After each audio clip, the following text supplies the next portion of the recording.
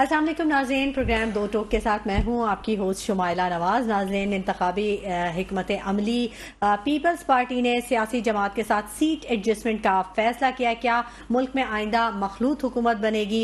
महंगाई से तंग आवाम के लिए LPG की कीमत में इजाफा हो चुका है। घरेलू सिलेंडर की कीमत 3000 से जायद हो चुकी है। इलेक्शन की गहमा गहमी अपने उरूज पे, महंगाई, बेरोजगारी जिनका आवाम को सामना है वो अपनी जगह है। बहरहाल जो बयानात हैं सियासी रहनुमाओं के वो भी जारी हैं, जो तनकीद है, इल्जामात है, वो भी साथ साथ चल रहे हैं। जरदारी साहब का बड़ा दावा सामने आ गया। उन्होंने कहा कि बिलावल पाकिस्तान के कम उम्र तरीन वजीर आजम बनेंगे। बलूचिस्तान को पाकिस्तान का दिल करार दे दिया और साथ ही कहा कि इस धरती पर दुख और गम बहुत ज्यादा है, हमें मरहम रखना है। जरदारी साहब मरहम रखेंगे बलूचिस्तान के अवाम के जख्मों पर। जबकि मरियम नवाज साहबा ने भी बड़ी कड़ी तनकीद की है। उन्होंने कहा KP के हुकूमत जो है वह 10 सालों में सिर्फ करप्शन करती रही है, कोई काम नहीं किया, उन्होंने कोई तामीरी काम नहीं किया।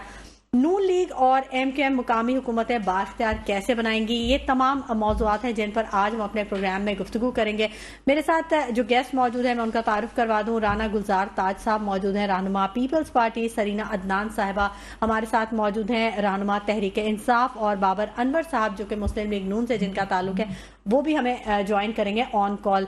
बहुत शुक्रिया आप तीनों का कि आपने अपने कीमती वक्त में से हमारे प्रोग्राम के लिए वक्त निकाला।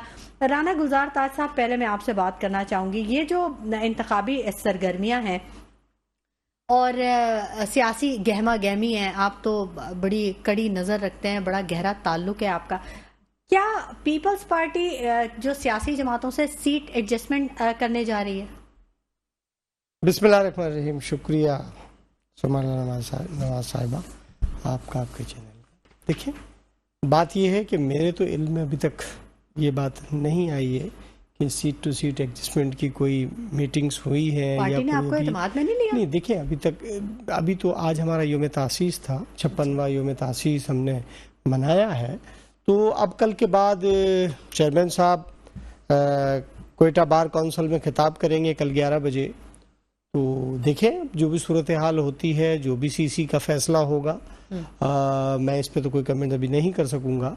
लेकिन इलेक्शन कमीशन को चाहिए कि वो फौरी तौर पे अब इलेक्शन शेड्यूल का ऐलान करें, और क्योंकि इलेक्शन 8 फरवरी को ऐलान किया हुआ है तो शेड्यूल का ऐलान भी कर दें तो बहुत ज़्यादा बेहतर होगा। और तमाम पॉलिटिकल पार्टीज अपनी अपनी सरगर्मियाँ दिखा रही हैं। मैं ये समझता हूँ कि हमें इल्ज़ामात की सियासत को दफन करना चाहिए और जो आवाम में एक अपनी जो भी सरगर्मियां हैं उनको तेज करना चाहिए, आवाम से रुजू करना चाहिए। ये वक्त आ गया है कि आवाम जिसको पसंद करे, जिसको वोट दे, वही मुल्क की बागडोर संभाले, वही मुल्क के वज़ीर आज़म बनेगा। लेकिन मैं ये समझता हूँ कि अगर हम यही तनकीद और यही एक दूसरे के ऊपर गोलाबारी करते रहेंगे अल्फाजों की, तो इससे रियासत को नुकसान होगा, इसमें आवाम के अंदर बददिली फैलेगी। हमें ये किसी को भी, इसमें पीपल्स पार्टी हो, नून लीग हो, कोई भी जमात हो, उसको ऐसा नहीं करना चाहिए।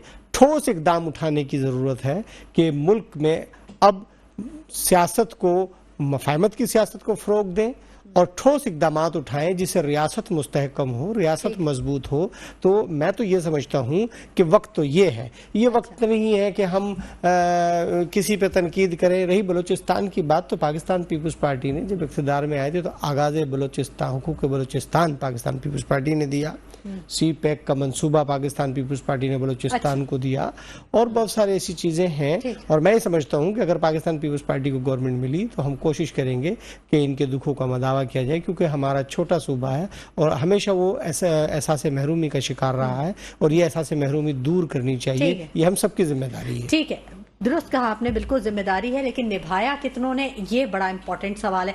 अच्छा सरीना साहिबा, पहली दफ़ा आप मेरे प्रोग्राम में आई हैं, बड़ा मैं आपको खुशामदीद कहूँगी। अभी जो राना साहब ये कह रहे थे कि इल्ज़ामात नहीं लगने चाहिए, एक दूसरे पे तनकीद नहीं करनी चाहिए और खुले दिल से कबूल करना चाहिए सबको। आप समझती हैं कि PTI को लेवल प्लेइंग फील्ड मिल रही है? आपको उतना जो इंतखाबी सरगर्मियाँ हैं उनके लिए आपको छूट दी गई? औज़ुबिल्लाहि मिनश्शैतानिर्रजीम, बिस्मिल्लाहिर्रहमानिर्रहीम। सबसे पहले तो बहुत बहुत शुक्रिया आपका कि आपने मदू किया। देखिए, आपने बड़ा अच्छा सवाल किया है, और ये वो सवाल है कि जिसका जवाब आज जो है वो बच्चा बच्चा जानता है कि नहीं मिल रही। लेवल प्लेइंग फील्ड तो पीटीआई को इस वक्त इस दौर में नहीं मिल रही, लेकिन बात वही है कि चूंकि अवाम जिसके साथ हो, इवेंचुअली फील्ड भी उसी की होती है और जो है नतीजा भी उसी के हक में जाता है, क्योंकि अवाम सुप्रीम है हमारी जमहूरियत, हमारे आइन के मुताबिक। और लेवल प्लेइंग फील्ड का यहाँ तक सवाल है कि हम लोग भरपूर कोशिश कर रहे हैं, जद्दोजहद कर रहे हैं। देखिए, इस तरह के अदवार ना मुख्तलिफ सियासी जमातों पर आते रहे हैं।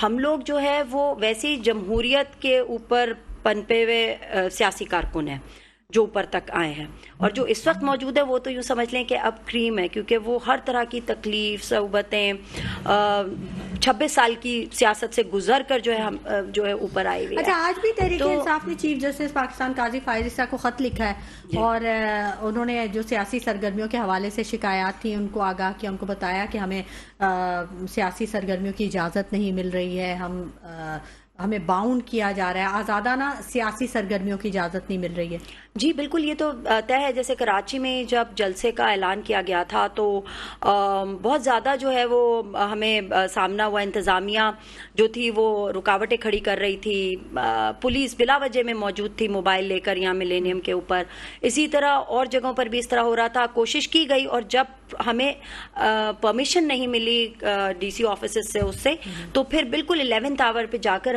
हमारी जो कराची काबीना है उन्होंने ये मनसूख करना पड़ा, क्योंकि जाहिर सी बात है कोई हम फ्रिक्शन वाली सियासत तो नहीं चाहते ना, कानून को फॉलो करते हुए चीजें करना चाहते हैं। और जब जाहिर तहरीक इंसाफ इमरान खान साहब जब कॉल देते हैं तो उमट के आती है आवाम, तो उस ऐसे में हम नहीं चाहते कि परमिशंस के साथ होती चीज तो बहुत अच्छा होता। तो खैर, लेकिन वही बात है कि देखें इस वक्त जो है इलेक्शन कमीशन और ये सारे जो सारी पार्टियों को जो आज़ादी हासिल है वही तहरीक इंसाफ का भी हक है और उन्हें रोका जा रहा है। तो मेरी यही कहना होगा कि अवाम का जो मैंडेट है उसको समझने के लिए, उसको आगे लाने के लिए एक भरपूर जो इलेक्शन के जो मराहिल होते हैं हमें उससे गुजरना है। हमें जल्द से जुलूस, रैलीज, जो एक जमहूरियत का हक है, आखिर इस्लामी जमहूरिया पाकिस्तान में है हम लोग, तो हम इस्लाम का भी वही इशारा है कि इंसाफ हो, बराबरी का हो, ठीक है, अदल ये इसी चीज का नाम है। और साथ साथ जो है वो पार्टी का नाम ही तहरीक इंसाफ, हमारी पार्टी का भी, और हमारा देखें आइन अल्लाह के नाम से शुरू होता है और आइन होता क्या है कि वो बराबरी का दे, हमारे जो इंसानी हुकूक हैं उसकी पामाली ना हो, हमारे सियासी हुकूक की पामाली ना हो। मैं फिर एक बात रिपीट करती हूँ, देखें ये अदवार जो है ना सख्त तरीन दौर, चूंकि हम क्यों हमारा लीडर ने हमको बिल्कुल फौलाद की तरह, जिस तरह कहते हैं ना कि हमको वो कर दिया है, मतलब हम उनकी तरबियत ऐसी है कि स्ट्रेट उसकी बुनियाद पे, तो अब कोई ये नहीं कह सकता कि हम लोग कोई नौ सीखे वो लोग, हम लोग 26 साल से इस जद्दोजहद में। 3.5 साल आपकी हुकूमत रही है, आपने कराची के लिए क्या किया? अच्छा देखिए, मैं आपको ये बताऊं कि वही बात है, मैं बिल्कुल अपने भाई से भी मुत्तफिक होती हूँ कि हमें इल्जामात की सियासत को से हट करना, हमको इस वक्त जो है वो पाकिस्तान की जो एक मईशत की गाड़ी जो डूब चुकी है ना उसको लाना है, एक स्ट्रेट रोड पर लाना पड़ेगा।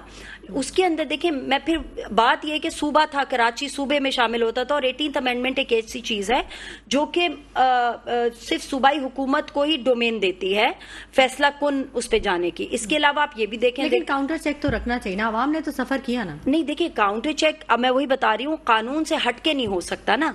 तो जब एक 18th अमेंडमेंट के तहत जो है बहुत सारी चीजों का, सेहत हो गई, तालीम हो गई, इन सब चीजों की जो फंड्स हैं या जो चीजें हैं या जो जिम्मेदारी है या जो उनको जो एक्शन, कोर्स ऑफ एक्शन उठाने की जो जिम्मा दिया गया था वो सूबे को दिया गया था, तो उसमें फिर इंटरवीन नहीं हो सकता था इस तरह डायरेक्टली। बट कोशिश की गई थी कि जो पार्लियामेंटेरियंस है उनको भी फंड्स मिले थे, और उसका पूरा ऑडिटेड रिकॉर्ड मौजूद है हमारे पास कि तमाम पार्लियामेंटेरियंस ने जो जहां जहां उनका था हल्का, उधर उन्होंने जो भी काम किया है वो उसके सारे प्रूफ्स मौजूद हैं, और ऑडिटेड फंड्स उसकी सारी मतलब हिसाब किताब भी मौजूद है। कोशिश पूरी की गई, फायर ब्रिगेड की गाड़ियां फराहम की गई। अभी देखिए आप मिलेनियम पे जो हमारा वाकया हुआ, जो आग लगी, अफसोसनाक वाकया है, मगर देखिए गाड़ियां फायर ब्रिगेड की आ चुकी थी, मौजूद थी, फिर बसेस जो ग्रीन उसका लाइन का मंसूबा था वो किया गया इसी दौर में। जिन्होंने एग्जिट वे ही नहीं रखा उनके बारे में आप क्या तो वो भी देखिए मेट्रोपॉलिटन उस पर जाता है ना, तो हमारी जो अब जैसे अब वही बात है कि मेयर उनके ऊपर आती है, ये बात आती है, और जो बरसा बरस से आते रहे हैं इख्तिदार में, चाहे वो देखें MQM हो, जो बात है, देखें जो बात तय है वो तय है। उनके पास भी बहुत सारी कमिश्नर्स की, डीसीज की, इसकी जो ग्रास रूट जो यूनियन काउंसिल की जो वो रही, लेकिन उसका रिजल्ट क्या निकला। So it is about time कि देखें अवाम अब बच्चा एहतसाब करता है।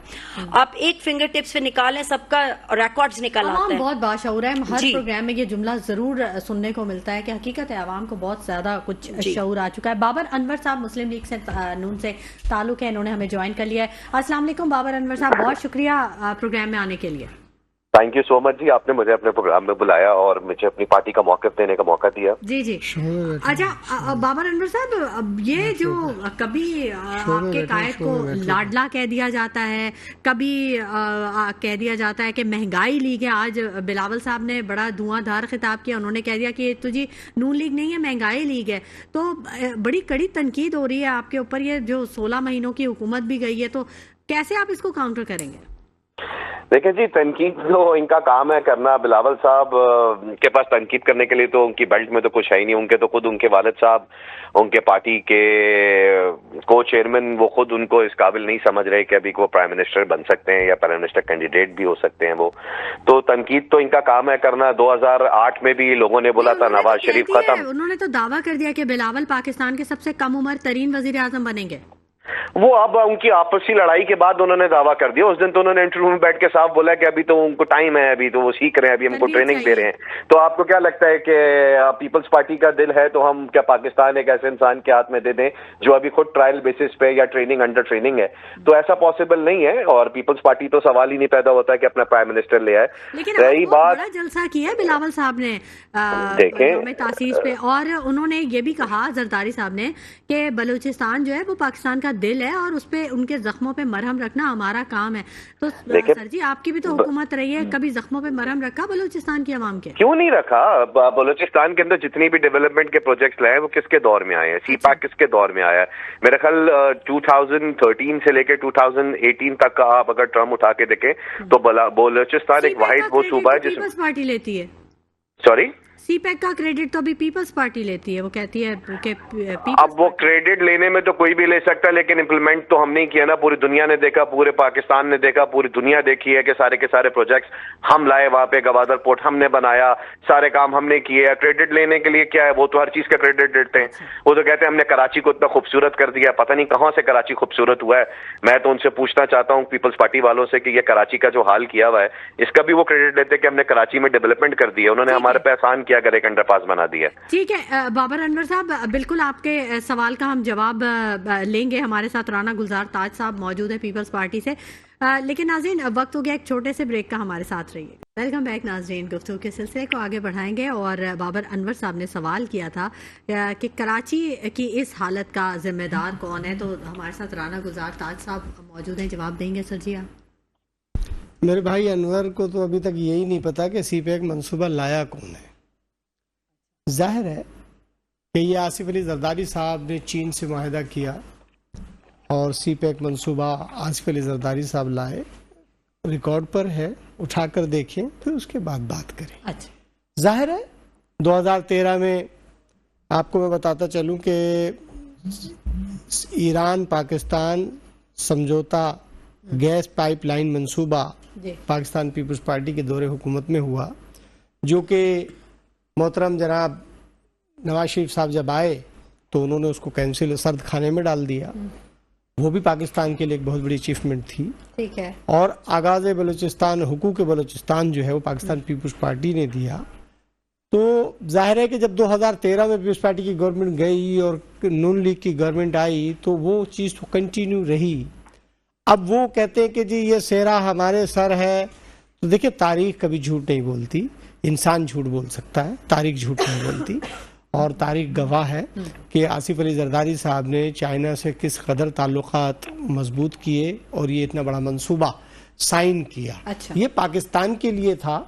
इस पे ना तो पीपल्स पार्टी ने कभी ये कहा कि हमने बहुत बड़ा काम किया है, और मैं किसी भी जमात को कहता हूं कि उन्होंने कोई एहसान नहीं किया। अच्छा, कराची में जो कारकर्दगी है उसके हवाले से जो सवाल देखिए जी, पाकिस्तान कराची के अंदर बिल्कुल आप देख सकते हैं माशाल्लाह काम हो रहे हैं। कराची में बिल्कुल सुस्त रवि जरूर थी। आप रोड्स देख सकते हैं कराची के, बेहतर सूरत हाल है और अल्हम्दुलिल्लाह मजीद उसको बेहतर किया जा रहा है। मैं ये नहीं कहता हूं कि जी हमने 100% दुरुस्त काम किए होंगे, गलतियां हुई होंगी, तो उनको दुरुस्त करना भी हमारी जिम्मेदारी है और हमें करना चाहिए। मैं फिर एक बात कह रहा हूं कि अगर कोई ये कहता है कि जी वो वजीर आजम नहीं बनेगा, ये वजीर आजम नहीं बनेगा, तो मैं तो कम से कम ये दावा नहीं करूंगा, वजीर आजम तो वो बनेगा जिसको अवाम चाहेगी। वैसे तो मैं भी ख्वाहिशमंद हूं वजीर आजम का, मेरी बहन भी ख्वाहिशमंद है वजीर आजम की, आप भी ख्वाहिशमंद है, सब हम ख्वाहिशमंद हैं वजीर आजम के, लेकिन जिसको अल्लाह चाहेगा वजीर आजम वो बनेगा, जिसको ये पाकिस्तानी कौम चाहेगी। तो मैं फिर वही कहता हूं कि हमें कोशिश करनी चाहिए कि एक दूसरे पे कीचड़ उछालने से बेहतर ये है। थोड़ी बनना होता है, बहुत बड़ी जिम्मेदारी देखिए जी, मैंने की पोस्ट लेके एंजॉय करें। मैंने जो भी बात की है, मैं अपने भाई की भी यही बात कह रहा हूँ कि जिसको अवाम चाहेगी वजीर आजम वो बनेगा। ख्वाहिशमंद सब हैं। बिलावल भुट्टो जरदारी साहब को अगर अल्लाह ताला ने वजीर आजम बनना उनकी किस्मत में लिखा है तो कोई रोक नहीं सकता, और अगर नवाज शरीफ साहब की किस्मत में लिखा है तो कोई नहीं रोक सकता।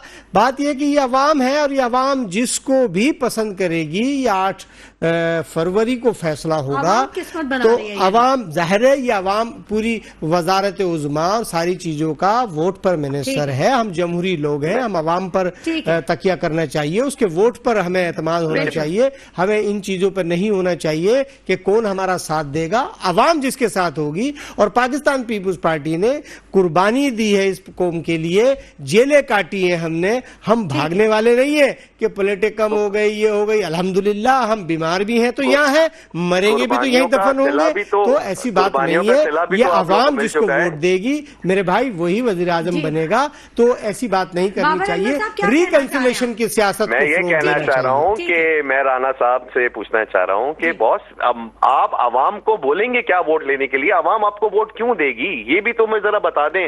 जरदारी साहब ने बड़ा अच्छा धूमदार बड़ा खूबसूरत सा जलसा कर दिया। उसने कहा कि बलूचिस्तान हमारा दिल है, हमें उसका दुख में आना चाहिए। लेकिन मैं ये पूछना चाहता हूं कि जरदारी साहब से ये तो पूछा जाए, पीपल्स पार्टी से तो पूछा जाए, 15 साल में आपने सिंध के लिए किया क्या है, कराची शहर के लिए किया क्या है? सुस्त रवि है बाबर भाई, और रही इनकी ईरान गैस पाइपलाइन की जो ये माफी चाहता हूँ। कौम ये पूछ रही है कि आपके लीडर पाकिस्तान से चले गए थे, उनकी प्लेटें कम हो गई थी, मुल्क छोड़कर चले गए थे, वो कैसे किस मुंह से पाकिस्तान वापस आ गए? ये कौम ये पूछ रही है। मुल्क के लिए क्या किया वो बताइए तो मेरे भाई, मैं तो पूछ रहा हूँ, आप बताइए। मैं आपको वो भी बताता हूँ। पहले अभी ने जो ईरान गैस पाइपलाइन की जो आपने बात करी, तो सर ईरान गैस पाइपलाइन में तो आप कोalition गवर्नमेंट में थे 2013 में। आप फीमेल लोगों का क्या बयानिया है इस दफा के इलेक्शन में? हमारे कायद का सिर्फ एक ही बयानिया है कि इस दफा सिर्फ लोगों की खिदमत करनी है, महंगाई कम करनी है। सर आप इस दफा खिदमत बात करने देना। बाबर साहब, पहले भी आपकी 3-3 दफा हुकूमत रही है, 3-3 टेन्योर आपने भी गुजारे, तो पहले खिदमत नहीं कर सके जो हमने बिल्कुल खिदमत की है। आप पूरे पाकिस्तान में 70% प्रोजेक्ट्स उठा के देख ले, उसमें आपको पाकिस्तान मुस्लिम लीग नवाज, मियां मोहम्मद नवाज शरीफ, मियां मोहम्मद शहबाज शरीफ का ही नाम दिखेगा और किसी का नहीं दिखेगा, और ये ऑन रिकॉर्ड है। बाबर साहब मुझे ये चीज बताइए, प्रोजेक्ट से आवाम को क्या हासिल? महंगाई इस वक्त लोगों का खून चूस रही है। देखें महंगाई global average daily suicide attempt कर रहे हैं। देखें मैं नहीं कह रही हूं, इंटरनेशनल सर्वे कह रहा है। ग्लोबल इम्पैक्ट की वजह से आया, सिर्फ हमारे मुल्क में महंगाई नहीं हुई। हमारे मुल्क में सिर्फ महंगाई नहीं हुई, पूरी दुनिया में महंगाई हुई है। पेट्रोल एनर्जी प्राइसेस सोर करने की वजह से हुई है। वॉर्स का एक लार्जर मतलब इफेक्ट आता है पूरी दुनिया के ऊपर इन्फ्लेशन की सूरत में, और वो आ रहा है। और हम अभी भी बहुत बेहतर हैं। अगर आप बाहर मुल्कों में जाके महंगाई की अवसर को देखें, वहां पे लोगों की लाइफस्टाइल को देखें, सैलरी मिल रही है सर यहाँ पे, मगर आप ये तो देखें, अगर वहां पे कोई 3000 पाउंड कमा रहा है तो वो 3000 पाउंड में से 100 पाउंड भी नहीं बचा रहा, उसको तो वहाँ बिजली का बिल देना आजकल बहुत मुश्किल हुआ है। ये भी आप एक फैक्ट्स को देखें ना, वहाँ की भी तो कंडीशन देखें, इंटरनेशनल सर्विस को देखें, सारी चीजों को देखें। बाबर साहब, सरीना साहिबा आप क्या कहना चाहेंगे? एक तो मैं ये बात कहूंगी आपसे थोड़ा सा, ये कि पहले कोई बात मेरी थोड़ी रह गई थी कि इस वक्त जो है ना, देखें सारी चीजों का जो दारोमदार है ना मुल्क की इकोनॉमी का, हर चीज का स्टेबल गवर्नमेंट पर है। स्टेबल गवर्नमेंट कैसे आएगी? ऑब्वियसली वोटिंग के प्रोसेस से, इलेक्शन के प्रोसेस से आएगी। मैं जब सुनती हूँ इंटरिम गवर्नमेंट की, जब आप सुना करें उनकी स्पीचेस, और ये जो इस वक्त मौजूदा वजीर है वो क्या कह रहे हैं, उनके प्लान्स तो सुने, ऐसा लगता है 100 साल तक उन्होंने हटना नहीं है। उनका काम था ऑलरेडी, वो अब इनवैलिड है। मतलब देखा जाए तो कानून के मुताबिक उनको होना ही नहीं चाहिए इस वक्त, पहली बात। इलेक्शन हो जाने चाहिए थे, जो अब अल्लाह करे कि 8 को हो जाए। मैं ये जानना चाहती हूँ, जो इतने दावेदार बन रहे हैं इस प्रोजेक्ट के उस प्रोजेक्ट के, इलेक्शन को शफाफ कराने के लिए क्या इतने सालों में ईवीएम मशीन नहीं ला सकते थे कि वोटिंग में जो एक धांधली का जो एक अंसर है वो खत्म हो जाता, हर चीज डिजिटलाइज हो जाती ना, मतलब आप समझ रहे हैं, इस सिस्टम को इस तरह कर लिया जाता कि उस पर कोई उंगली ना उठाता, बायोमेट्रिक। लेकिन वोटिंग के प्रोसेस में नहीं आया। क्यों नहीं आता? क्योंकि देखें ये एक बहुत ही गहरा नासूर है जो पाकिस्तान की रगों को खोखला कर रहा है, ठीक है, और इस कैंसर का इलाज बड़ा जरूरी है फौरी तौर पे। अब ऑपरेशन किस तरह होगा? साफ और शफाफ इलेक्शन से होगा, वो होना जरूरी है। वोटिंग, अच्छा उसके लिए क्या है? लेवल प्लेइंग फील्ड दी जाए। अभी आप देखें हम ऐलान करते हैं कि भाई ये यहाँ जलसा है, वहां छापे, गिरफ्तारियां, अरेस्ट, खवातीन भी बेचारी जो है वो जेल के अंदर हैं, कुछ पता नहीं होता कौन किस वक्त। तो इस तरह नहीं, ये ठीक नहीं है, क्योंकि ये चीज जो है ना, तारीख, ये दौर भी गुजर जाएगा, लेकिन आप तारीख के लिए क्या छोड़ के जा रहे हैं ये बड़ा मायने रखेगा। और फिर इस तरह की चीज को जब देखें, भुट्टो की फांसी हुई ना, उस वक्त सब सन्नाटा, ये वो उस वक्त आवाज उठती। आज मीडिया बड़ा स्ट्रांग है, अब आवाज उठ रही है, अब वो वाले हालात नहीं पैदा किए जा सकते। कुर्बानियां दे रहे हैं, मजबूत आसाब के लोग मौजूद हैं जो इससे गुजर रहे हैं। ये पाकिस्तान की बका की जंग है, ये किसी एक सियासी पार्टी की बात नहीं है। ये बात इस बात की है कि देखें, ये जरूरी है कि चीजों को साफ, शफाफ, जमहूरी और आईनी तरीके से लेकर जाया जाए। अगर हमारे यहाँ आईन पर अमल होगा सही मायने में, तो ये जो करप्शन से पैसा बाहर जाता रहा वो भी नहीं जाता। ये क्यों इन्फ्लेशन और ये बाकी ममालिक में क्यों नहीं हो पाती? क्योंकि वहां पर कानून की पासदारी होती है, रूल ऑफ लॉ की इंप्लीमेंटेशन होती है, वहां पर एहतसाब किया जाता है और फिर सजा होती है। चाइना में कोई करप्शन करा के दिखा दे, चाइना में क्या सजा है? देखिए, जब मुल्क की सालमियत पे बात आ रही है तो ऐसी सजा हो गया तो फिर नफाज हो, ताकि जो एक माफियाज हैं वो पहले तो इरेडिकेट हों और वो पुल किए जाएं और निकाले जाएं सिस्टम से। तो हमारी नस्लें जो हैं ब्रेन ड्रेन नहीं करेंगी, बाहर नहीं जाएंगी। आप देखें कि ये जो पिछले 8-9 महीने हैं, इसके अंदर कितना बड़ा यूथ इनखला हुआ है बुरी तरह। ये ब्रेन ड्रेन है, ये पाकिस्तान का एसेट क्या था, बचा क्या था इसके पास? देखें, बलोचिस्तान की बात की जा रही है, उसका खजाना क्या था? मादनियात। रेकोडिक के मंसूबे तक को तो वो उस फेयर तरीके से नहीं प्रिवेल किया गया, जो कि बलोचिस्तान को यूज। कल का फैसला उसको बड़ा एहसन करार दिया उन्होंने, कहा कि अच्छी बात है कि हाँ, देखिए ना, ये आपको पता चलता है कि सेल्फलेस क़यादत क्या मतलब क्या होती है। उनके भी रिश्तेदार हैं, अहलियां हैं, हमारे चेयरमैन साहब के बहनें, हमशीरा मौजूद है, भांजे भतीजे, ब्लड रिलेशनशिप पाकिस्तान में मौजूद है। यकीनन के एसोसिएशंस भी होती हैं जब आप काम कर रहे होते हैं वक्त के साथ, लेकिन उन्होंने क्या चुना? उन्होंने जो है एक न्यूट्रल हेडेड एक उनको वो किया और चेयरमैन का वो कर दिया ताकि इंट्रा पार्टी इलेक्शंस हो। और आप ये भी देखें कि किस तरीके से चीजें की जा रही हैं कि देखिए, ये एक फैसला पहले से आया हुआ था, ये सामने अभी इलेक्शन के कुछ अरसे पहले आया है। अब जबकि शेड्यूल अनाउंस होना चाहिए और अब होना चाहिए, ये फैसला हो सकता है, उसके बावजूद बहुत तेजी से इसके ऊपर एक न्यूट्रल हेडेड फैसला लिया गया और एक इंसाफ पे मबनी जो एक वो आए हैं इंट्रा पार्टी इलेक्शन के लिए जी इसका ऐलान किया गया है। ठीक है। राजा परवेज साहब ने कह दिया कि मखलूत हुकूमत ही बनेगी। राणा साहब, इसको कैसे देखते हैं आप? देखिए जी, बात यह है कि मैंने अभी फिर आपसे वही एक अल्फाज कहा है कि ये 8 फरवरी पर मुनस्सर है कि मखलूत हुकूमत बनती है, वन साइडेड बनती है, 2/3 अक्सरियत की बनती है। तो ये कयासराइयाँ हैं, हम भी कयासराई कर रहे हैं, सब बड़े बड़े लोग भी कयासराई कर रहे हैं। फैसला तो 8 फरवरी को होना है, जो कि अब इलेक्शन कमीशन पर तो देखिए, जो इलेक्शन राणा साहब देखिए, पेशन गोइयां होती हैं, इम्कानात जाहिर किए जाते हैं, खदशे जाहिर किए जाते हैं, तो अंदाजे देखिए जी, जो इलेक्शन कमीशन पे भारी जिम्मेदारी आयत होती है कि वो इलेक्शन शेड्यूल ऐलान करें।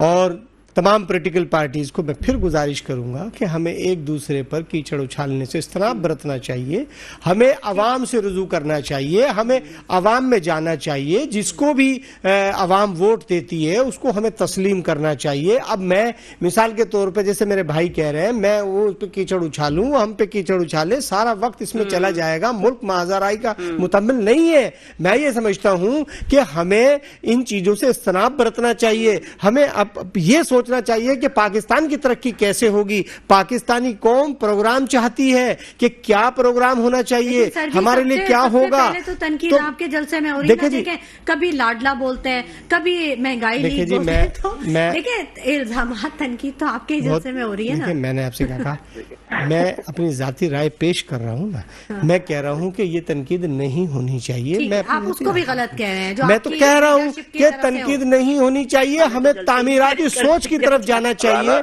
हमें देखिए हमारा मुल्क, मैं आपसे फिर कह रहा हूँ कि आज कोई शख्स मिसाल के तौर पे जेल में पड़ा है, कोई बाहर चला गया, कोई आ गया, मैं ये समझता हूं कि सियासी कदगन किसी पर नहीं होना चाहिए। इलेक्शन सबको प्रोसेस में जाना चाहिए। मैं तो ये चाहता हूं, मैं ये नहीं चाहता कि एक भी पॉलिटिकल पार्टी इलेक्शन से बाहर रहे, एक पॉलिटिकल पार्टी पे कदगन लग जाए। मैं कहता हूं नहीं, हमें अफाम व तफहीम की सियासत जब तक नहीं करेंगे हम कैसे मुल्क तरक्की करेगा। हमें कोशिश करनी चाहिए कि हमें नहीं करना चाहिए। सॉरी जी, आप भी इत्तफाक करेंगे राणा साहब? देखिए मैं राणा साहब की बात से बिल्कुल इत्तफाक नहीं करता। अगर मैं अपने हलके में जाके आवाम के मसलों के ऊपर बात नहीं करूंगा और उन मसलों की वजह जो है उसके ऊपर बात नहीं करूंगा तो मैं आवाम की राय कैसे देख सकता हूं। अगर हमारे कराची के अंदर डेवलपमेंट नहीं है, हमारे कराची के अंदर पानी का निजाम नहीं है, हमारे कराची के अंदर टैंकर माफिया है, हमारे कराची के अंदर लॉ एंड ऑर्डर की सिचुएशन नहीं है, हमारे कराची के अंदर सारा आवा का आवा बिगड़ा हुआ है, अगर मैं वो बात करता हूं तो मेरे भाई मुझे कहते हैं कि हम कीचड़ उछाल रहे हैं। तो भाई फिर आवाम से किस चीज का रुजू करना है जब हमने उनके मसलों के लिए बात ही नहीं करनी, हमने उनके मसलों के लिए कुछ एफर्ट्स ही नहीं करनी, उनको अगर हमने उजागर ही नहीं करना तो फिर कैंपेनिंग किस बात की करनी है और आवाम ने फिर किस हिसाब से वोट देना है। हुकूमत रही, शहबाज शरीफ साहब की हुकूमत रही, तो उसमें क्या किया सर कराची के लिए? देखें कराची के लिए 16 महीने में हम तो मुल्क ही संभालते रह गए 16 महीने में। अभी तो मैं बहुत डिटेल इस चीज का जवाब देना चाहता हूं कि जो लाडला हमें बोला गया 1992 में, जी। हमें बोला गया नवाज शरीफ खत्म, नहीं खत्म हो सका। 1999 में बोला नवाज शरीफ खत्म, नहीं हो सका। 2017 में बोला नवाज शरीफ खत्म, नहीं खत्म हो सका। आज फिर नवाज शरीफ वो स्ट्रॉन्ग पोजीशन में खड़ा है, वो इसलिए खड़ा है आवाम का। तो बहरहाल उठता है ना कि एक हफ्ते की छुट्टी लेके गए थे और 4-4.5 साल निकाल दिया, ये तो बहरहाल छुट्टी लेकर गए थे। किस कानून के तहत उनको बाहर भेजा था? उनको भेजा, उनको कोर्ट्स ने इजाजत दी, वो अपने इजाजत लेकर गए। वो खुद क्या मतलब नवाज शरीफ इतना पावरफुल है कि उसने जेल में से एकदम से यूं चुटकी बजाई और वो बाहर चला गया। तो फिर उसको अल्टीमेट पावरफुल आदमी है ना, अगर वो एक चुटकी बजा के बाहर जा सकता है और चुटकी बजा के मुल्क में आ सकता है तो उससे बड़ा लीडर तो फिर पाकिस्तान की हिस्ट्री में नहीं है। उससे पावरफुल आदमी पे पाकिस्तान की हिस्ट्री में नहीं है। रही बात हमारी बहन ने बोला कि सस्टेनेबल डिजाइन गोल्स के तहत पीटीआई को भरपूर मौका दिया गया कराची के अंदर, हर पर एमएनए तकरीबन इनको 40 करोड़ रुपए का फंड दिया गया। वो मेरी बहन कहती है पूरा ऑडिट रिपोर्ट है हमारे पास, सब कुछ है। तो हमारी बहन क्यों नहीं पीटीआई वो पूरी ऑडिट रिपोर्ट शाया करी? क्योंकि हमने तो किसी हल्के में कराची में पीटीआई को काम करवाते भी नहीं देखा हुआ, उसके एमएनए को काम करवाते भी नहीं देखा हुआ। यहां तक कि मेरा हल्का इंतखाब डिफेंस है, उसके अंदर तो चले वो कहते हैं जी हमारे कंट्रोल में नहीं है, लेकिन सीवीयू पे इमरान खान का जलसा दिखाने के लिए, स्क्रीनें लगाने के लिए फड्डा लड़ाई झगड़ा फंड इस्तेमाल हो सकते हैं। किसी आम आदमी की मजबूरी या उसका आम आदमी के काम कराने के लिए फंड इस्तेमाल नहीं हो सकते। मेरी बहन से बोले, अपने रहनुमाओं से पूछें, अपने एमएनओ से जाके पूछें, आपको ऑडिट रिपोर्ट दें कि वो 40-40 करोड़ पे कहां गया, उससे बंगले बनाए गए, गाड़ियां खरीदी गई, या आवाम का कोई काम भी कराया गया। रही बात मेरे भाई की, जो मेरा भाई कहते हैं कि ईरान गैस पाइपलाइन की बात कर रहे हैं। भाई ईरान गैस पाइपलाइन आपने शुरू की थी तो उस वक्त तो आप भी कोलिशन गवर्नमेंट में थे ना, मियां मोहम्मद नवाज शरीफ पीएमएल नून के साथ पीपल्स पार्टी कोलिशन गवर्नमेंट में थी। तो जरदारी साहब ने उस वक्त क्यों नहीं बोला कि ये प्रोजेक्ट क्यों बंद किया जा रहा है? भाई ये तो सारी आप कहने की बातें हैं कि अब जब आपके पास कोई बात करने को है नहीं। हमारा आप देख लें, उस दिन भी मियां मोहम्मद नवाज शरीफ साहब मरी में भी अपने वर्कर्स से उन्होंने बात की, उन्होंने किसी का नाम नहीं लिया, उन्होंने किसी पर तनकीद नहीं की, उन्होंने अपनी परफॉर्मेंस की बात की, अपने आने वाले दिनों की बात की कि हम ये करेंगे। किसी आदमी को उन्होंने अपना कॉम्पिटिटर ना समझ के किसी के बारे में कोई बात नहीं की, उन्होंने अपने प्रोजेक्ट्स आने वाले दिनों में क्या करना है उन चीजों पर बात करी। भाई बात यह है कि कराची में वो कहते हैं जी कीचड़ ना उछालें, सिंध में कीचड़ ना उछालें। भाई पूरा हालो बेहाल हुआ हुआ है तो हम फिर बात क्या करें? पीपल्स पार्टी को कुछ कहे ही नहीं जी, आप बिल्कुल सही है जी, आपने 15 साल में दूध की नहरें बहा दी हैं, क्या बात है, क्या खूबसूरत रोडें हैं, क्या खूबसूरत ग्रीनरी है, नलकों में पानी आता है, ओवरहेड ट्रेन चल रही हैं, बसें चल रही है, कुछ भी तो नहीं है। 50 बसें मुश्किल से छोड़ी हैं इन्होंने पीपल्स बस सर्विस में और इतने बड़े शहर में। कुछ 1 रुपए का काम तो गिना के दिखाएं। आप आवाम की बात करते हैं, हम आवाम में जाएंगे, लोग हमें वोट देंगे। किस बात का वोट देंगे?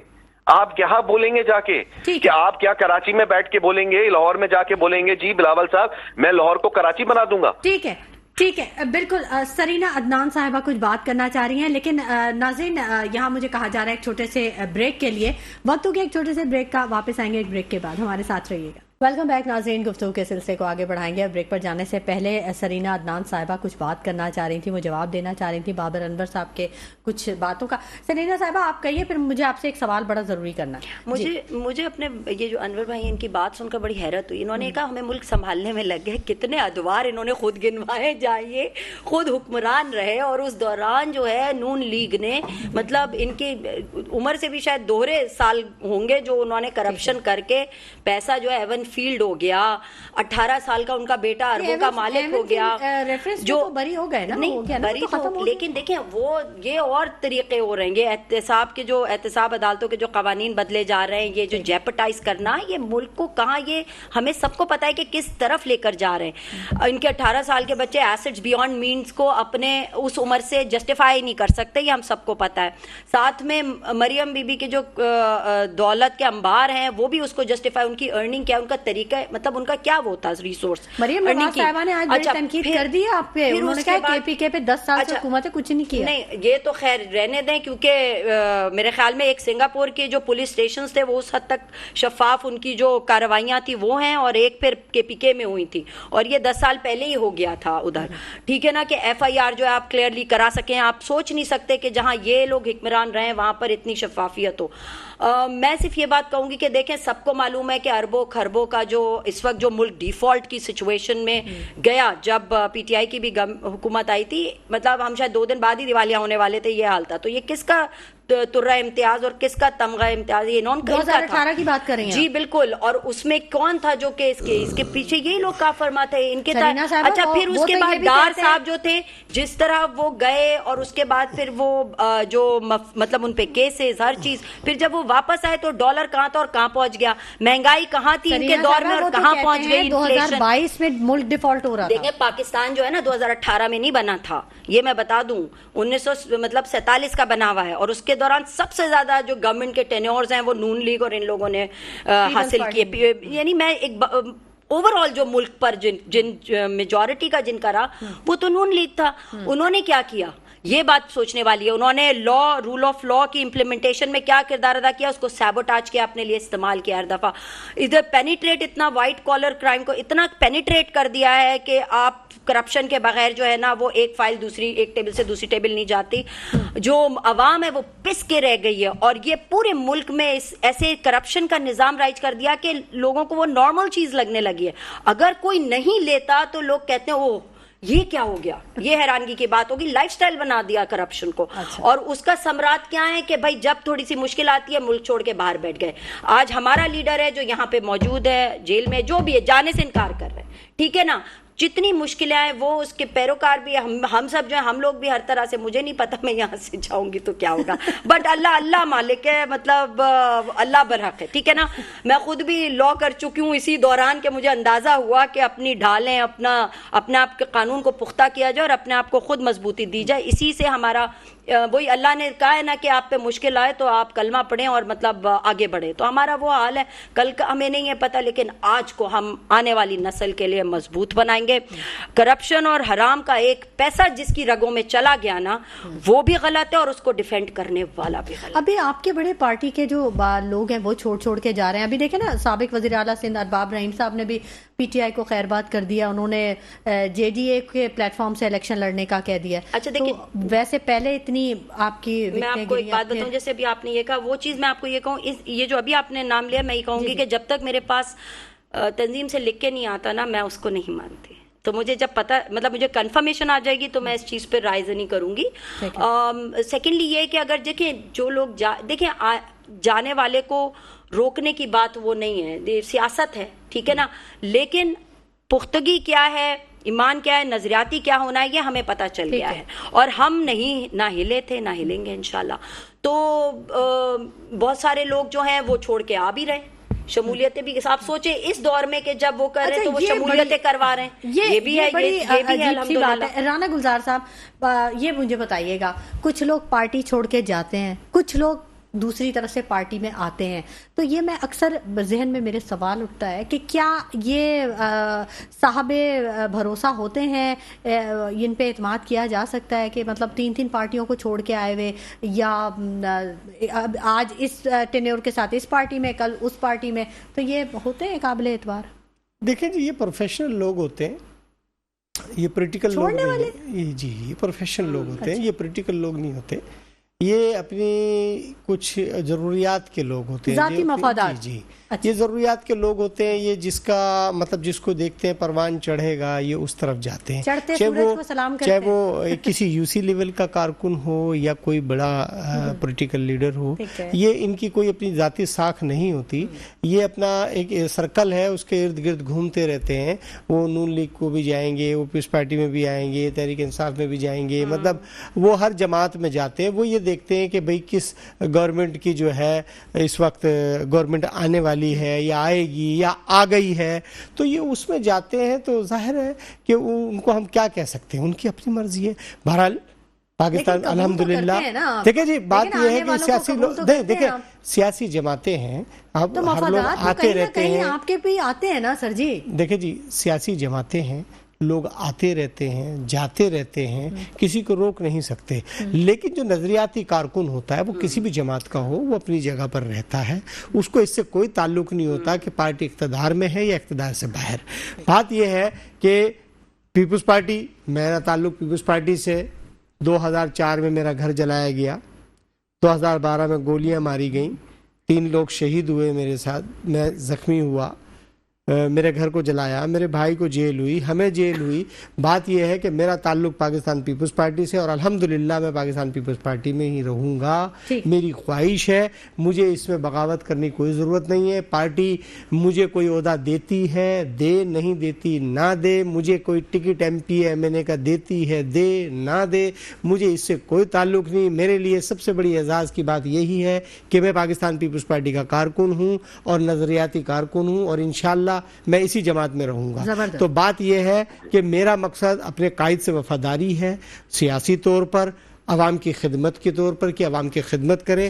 तो हर पॉलिटिकल वर्कर को ऐसा करना चाहिए, मफादात की सियासत नहीं करनी चाहिए, अवाम की खिदमत की सियासत करनी चाहिए, क्योंकि इसलिए कि बेहतर अवामी खिदमत वही पॉलिटिकल वर्कर कर सकेगा जो सोशल वर्कर होगा, अवाम के मसाइल को वही समझ सकेगा जो अवाम में रहता होगा। अब जैसे मेरे भाई ने बात की, बाबर अनवर ने, कि 50 बसें बामुश्किल चली हैं, तो मेरा भाई खुद डिफेंस में रहता है, इनको क्या पता बसें कितनी चली कितनी नहीं। तो मेरे भाई अगर यहाँ आएगा, औरंगी टाउन आए, लियाकताबाद, मैं कल भी औरंगी टाउन में था बॉस, तो मेरे भाई को पता चले, काम भी नजर आएगा। अब मेरा भाई डिफेंस में ही घूमता है, मेरा भाई डिफेंस में ही घूमता है, तो उसको क्या पता काम हुआ नहीं हुआ। तो मेरा भाई आता है, मेहरबानी उनकी, मगर वो खुले आंख से देख भी ले।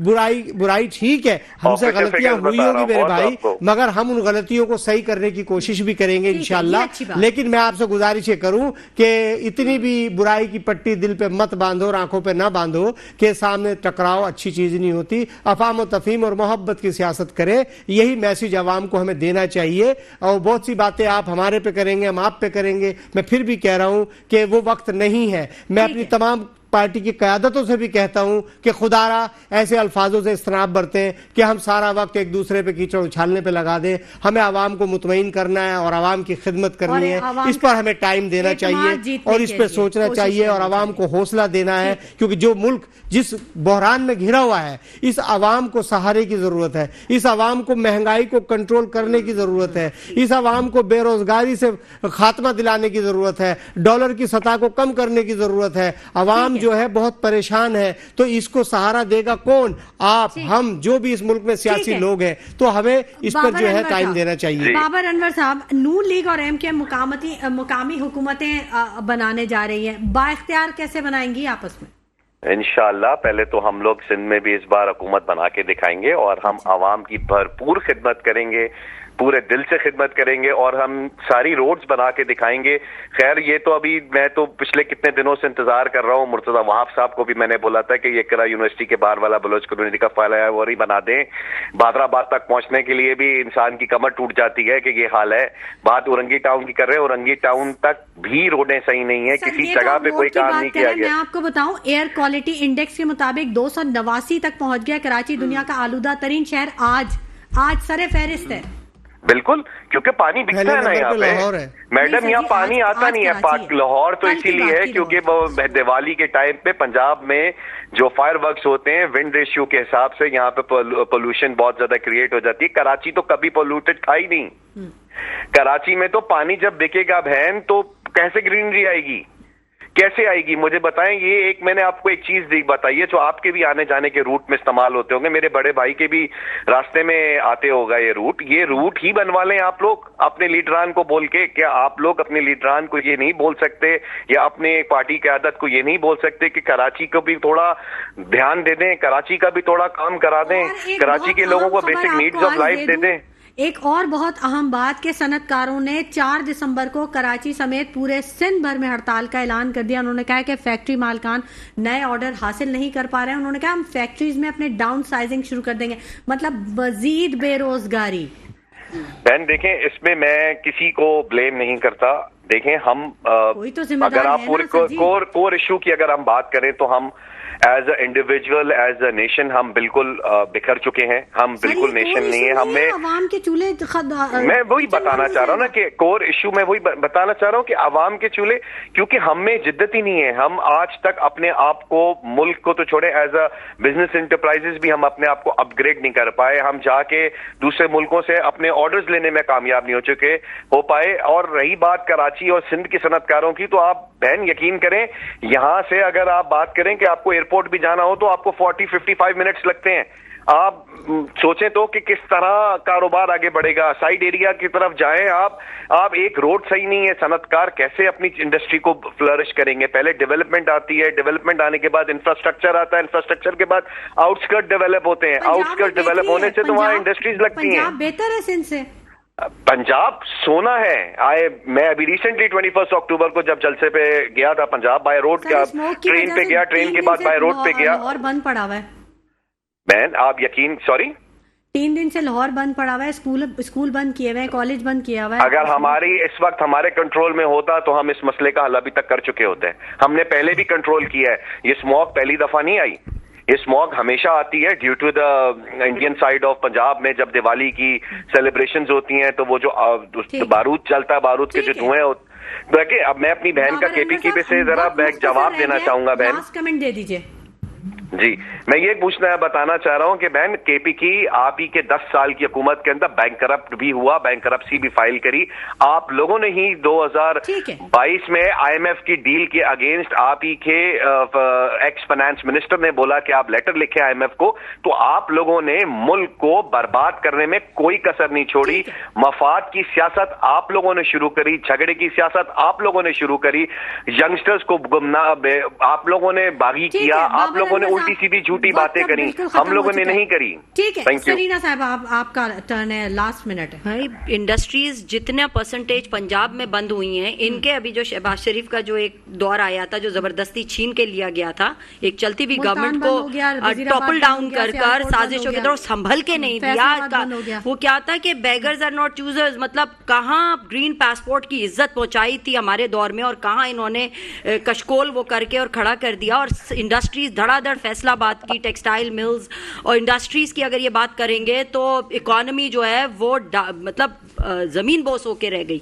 इनके जो भी इन्होंने जो सियासी गेम खेला और इनसे संभल नहीं पाया, ये हाथ छोड़ के भागे हैं, सबको पता है। एकदम लंदन जाके तो ये लोग फैसले करते थे, अभी सारी चीजों की सेटिंग थोड़ी सी करके अभी आ गए, सबको पता है कि क्या हो रहा है। पहले भी ये देखा था जब वो दौर आया था मुशर्रफ का, इन लोगों को इसी तरह सेफ हेवंस जो है बाहर बनाए हुए इन्होंने, स्विट्जरलैंड में, हर जगह दुनिया के हर मुल्क में इनके महलात हैं। इनको क्या पता ही नहीं, अवाम की अब इनकी अपनी गुफ्तगू से पता चला है, इनकी अपनी देखें सिर्फ और सिर्फ साफ और शफाफ इलेक्शन होने चाहिए।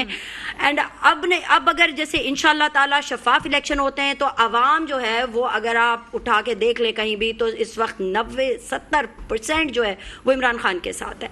तो देखा जाए तो 2/3 मेजोरिटी से आएंगे अगर साफ शफाफ इंतखाबात हो गए, और उसकी हम जान तोड़ कोशिश कर रहे हैं और इंशाल्लाह हमें अल्लाह से पूरी उम्मीद है।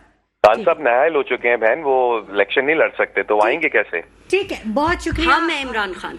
बहुत शुक्रिया राना गुलजार ताज साहब, आपकी तशरीफ आवरी के लिए बहुत शुक्रिया। सरीना अदनान साहब, आपकी मैं तो सिर्फ इतना ही लिए कहूँगा, आपने कमेंट्स तो लिए हैं, लेकिन इलेक्शन कमीशन जो है वो फौरी तौर पे इलेक्शन शेड्यूल का ऐलान करे। ठीक है। और तमाम पॉलिटिकल पार्टी जो है उसमें हिस्सा ले, किसी पॉलिटिकल पार्टी पे कदम नहीं होना चाहिए। बहुत शुक्रिया। और आवाम जिसको वोट देती वही वजीर आज़म। और बहुत शुक्रिया बाबर अनवर साहब, आपने वक्त निकाला।